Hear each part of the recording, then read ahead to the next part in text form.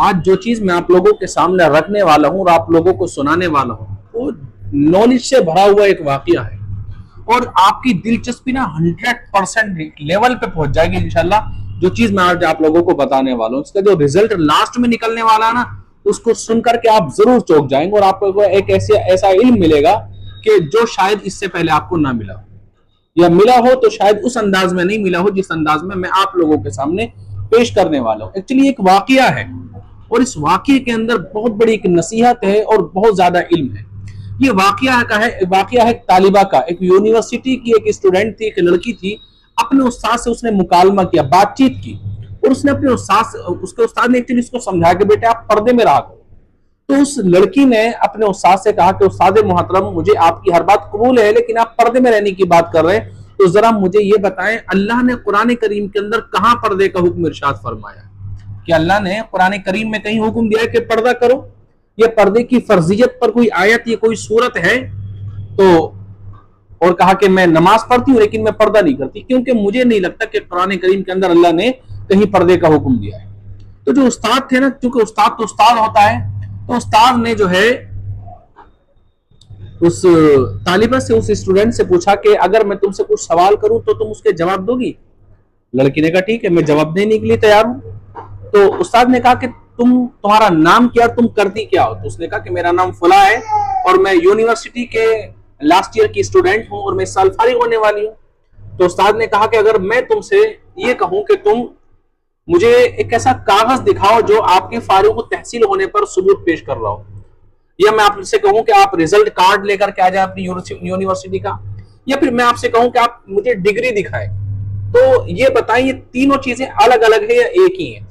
तो जो तालिब इल्म थी उसने कहा कि अगरचे अल्फाज अलग हैं लेकिन चीज एक है, आप डिग्री के बारे में बात कर रहे हैं, चाहे उसको आप कागज का टुकड़ा कह लें या आप इसको रिजल्ट कार्ड कह लें, लेकिन है तो डिग्री।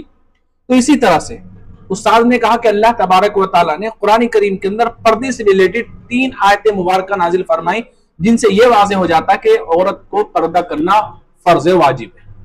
वो आयतें क्या? अल्लाह ने फरमाया वलयदरिबना बिखुमुरिहिन्ना अला जुयूबिहिन्ना। अल्लाह फरमाता है कि औरतों को चाहिए कि वो अपने दुपट्टे अपने सीने पर डाल लें, अपने सीने पर अपने दुपट्टों को डालें। ये अल्लाह ने कुरान करीम का इरशाद फरमाया। और दूसरी आयत मुबारक के अंदर अल्लाह ताला ने फरमाया या अय्युहन नबिय्यु कुल लिअज़वाजिका व बनातिका व निसाइल मुमिनीन युदनीना अलैहिन्ना मिन जलाबीबिहिन्ना ज़ालिका अन युअरफ़ना फला युज़ैना। अल्लाह फरमाता है नबी आप अपनी औरतों को, अपनी बीवियों को, अपनी बेटियों को और मोमिनों की औरतों से कह दो कि वो जो है ओढ़नी ओढ़ ले, वो एक ऐसी ओढ़नी ओढ़ ले, और ये उससे ज्यादा करीब है कि जब लोग उसको उस हाल में देखेंगे, ओढ़नी पहने हुए देखेंगे, जलाबीब करते हुए देखेंगे, तो उनको लोग तकलीफ नहीं पहुंचाएंगे, इससे करीब है कि वो तकलीफ से बच जाएंगे। और तीसरी आयत करीमा के अंदर अल्लाह तबारक व तआला ने इरशाद फरमाया वइज़ा सअलतमूहुन्ना मताअन फसअलूहुन्ना मिन वराइ हिजाब। इस आयत करीमा का मफहूम यह है कि जब तुम सवाल करो, किसी से सवाल करो, किसी से कुछ मांगो, तो पर्दे के पीछे से उससे मांगो। एक्चुअली जो खिमार है उसका जो माना आता है वो आता है एक ऐसा दुपट्टा जो सर पर डला हुआ हो लेकिन उससे सीना भी ढका हुआ हो, और जलाबीब उस पर्दे को कहते हैं जिसके अंदर आस्तीने भी हो और उससे पूरा जिस्म जो है वो ढका हुआ होता है, और हिजाब का माना तो पर्दा होता ही है। तो इन 3 आयतों से ये वाज़ेह होता है कि कुरान करीम में अल्लाह तबारक व तआला ने औरतों को पर्दे में रहने का हुक्म दिया है। अल्लाह फरमाता वला युबदीना ज़ीनतहुन्ना इल्ला लिबुउलतिहिन्ना।